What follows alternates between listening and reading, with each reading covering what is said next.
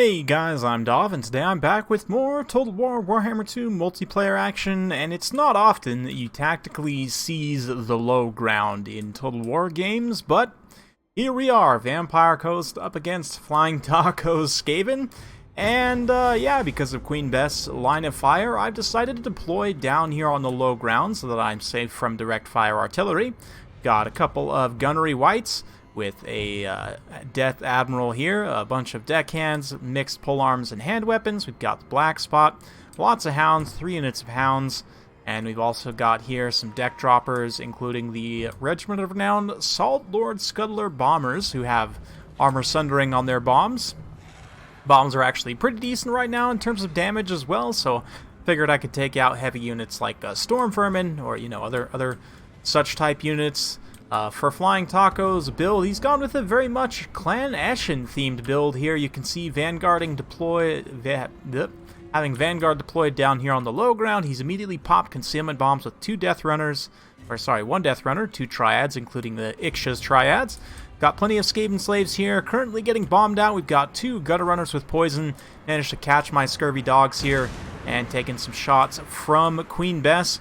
More Skaven slaves and some more other Eshin units, some Triads here, taking some shots from those pistol and bomber droppers. We've also got Deathmaster Snitch, an assassin, and you saw that Plague Furnace already. So, yeah, I mean, obviously I can't see a lot of the units that are on the field, but I'm going to be using Queen Bess on whatever high-value units I can spot. Currently, that's going to be mostly the Death Runners, because they're kind of blobbed up right here. I could potentially shoot in and get some pretty good value, but that shot only connects with some Skaven slaves, which is not the best value, but still, it's okay. Doing some good skirmishing here with these Eshin Triads. These Death Runners as well, we're going to start to bomb them out. The bombs do some pretty solid damage, again, even though they're not necessarily armored targets, just that kind of good AoE is what we're looking for there.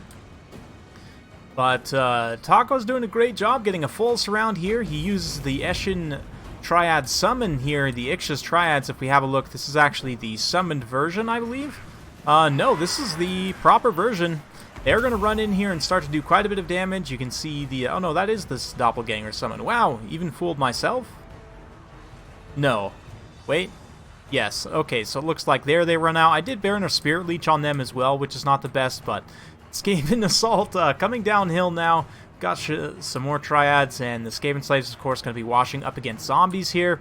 Looks like, yeah, Death Runners getting in. They should be able to cut through my infantry relatively quickly. We'll see. May take them some time here. But unfortunately, Queen Bess doesn't really have any good numbers of blobs to shoot in, because the Eshin units are all relatively low model count. And they're small targets. They're kind of hard to hit. And likewise, they're not going to be forming any really super nice blobs. We're going to run away from these Death Runners. Since Scurvy Dogs count as infantry, I don't want to fight them straight up. But yeah, you can see Queen Bess not really making the greatest contact in the world here. We're going to try and keep her safe from these Eshin Triads here. You can see, though, Gunny is in trouble. Gunny number 1 has been caught by Deathmaster Snitch and the Assassin, so he's got his armor sundered down to only 60. Just getting absolutely ripped to shreds by these 2 little Skaven Assassins right here. That's pretty rough stuff. You can see we're dropping bombs downhill. We are able to rout off some of these different units, but I'm not really focus firing with my... my deck droppers very well. They're also getting pretty low on ammo likewise, and we did use up 2 of the ammo charges on that Gunny, but still, he had quite a bit of killing power left. You can see we did manage to refill the ammo on Queen Bess, routing off some of these Triads over here, but Queen Bess is not too much longer going to be online. I'm almost out of supporting units to kind of keep her secure here. You can see Death Runners trying to get up and around to get on Queen Bess here. Likewise, the Plague Priest completely healthy. A lot of my zombie support units are starting to crumble away, so we'll see. I do still have my Admiral, Spirit Leeching Snitch. Unfortunately, I'm kind of kicking myself for not bringing Lore of Vampires right now. Could have really used some zombie summons, but I went for more of a Lord Snipe situation instead. You can see that both Snitch and the Assassin are relatively low, but having both taken quite a bit of HP damage. Unfortunately, I haven't been able to finish off either one of them. Opal Amulet, as this vampire is desperately trying to flee away here. You can see the Queen Bess crew gets caught up, and that's going to be the end of that. Very quickly, the balance power turning against me as the Ninja Rats do their thing. And Snitch and the Assassin going to get in here. You can see looks like another Clan Rat 7 going to be used right on top of that corpse right there of the poor Gunnery White. Another Spirit Leech on Snitch is going to bring him pretty low. He doesn't have much HP left. He's going to probably go below 1,000 from that, potentially. We'll see. But the Crab is not fast enough. Only 45 speed up on the Crab. And even then, Snitch has his Deathmaster Snigil to lock the Admiral in place. A quick shiv in the back, and she's down. Gunny gets KO'd next. Just a flying kick to the head. And that'll be the end of the foul of Vampire Coast. So very well played, Flying Taco. It was a fun one. Definitely kind of wild builds on both sides. And honestly, I think the Eshin thing is pretty strong here for Skaven, because a lot of your units have stock. They're going to stay well hidden. Likewise, you know, you can advance without taking much damage, and then likewise you can get in kind of surprise situations.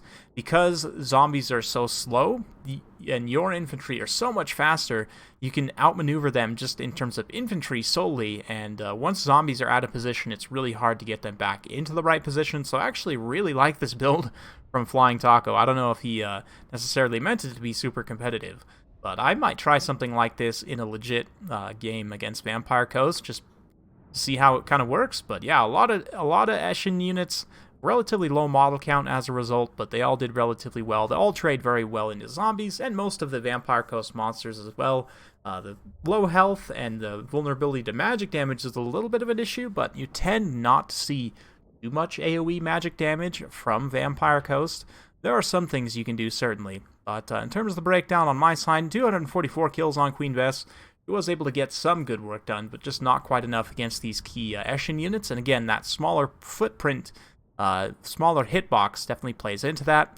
I'm a fan of the deck droppers. The Salt Lord Scuttlers is one I need to play around with a little bit more, though, to really get good value from the Armor Sundering. I was kind of thinking, you know, get the Armor Sundering and then get value with the Pistol Droppers, but it didn't end up bringing any high armor units besides the Plague Priest.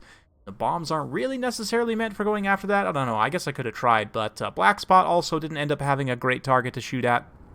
Wasn't able to get them shooting at the appropriate target here. And although the Hounds did a decent job in backline protection, losing the one right out of the gates was pretty rough. I mean, that's 500 points that I basically let get killed for free, so that was pretty tough. For Taco's side, a little bit tough on the advance there. Definitely took some losses on some of these triads, but the Death Runners getting a ton of damage done. The Gutter Runners also soaking some hits quite nicely.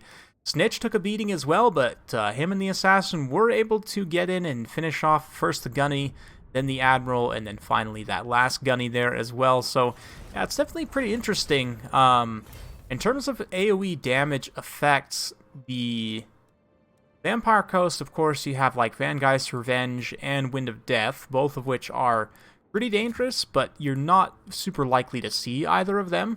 You know, Purple Sun isn't probably one that you'll see either, and it's not super dangerous anyway because it's not as reliable, but certainly Wind of Death could be potentially dangerous to those Eshin-type builds. But again, because they're such high winds of magic, and they also have pretty high spin-up times, it's relatively easy to dodge them with those Clan Eshin units as well. So it can be pretty interesting in that way. I'd be curious to try kind of more Clan Eshin-themed builds in the future, and yeah, you know, to help counter that, I mean, I was trying, I didn't do a great job. I needed to be Spirit Leeching Snitch probably a little bit earlier on, but even still, I just didn't quite have enough to deal with all of those Death Runners. So on the flip side, how I would deal with Death Runners and Triads as Vampire Coast, it's interesting, you know, thinking about it, I might go with an even more mobility-centric build, with Lore of Vampire specifically. When you're overcasting Dance Macabre on a big blob, you can get a really good area overcast.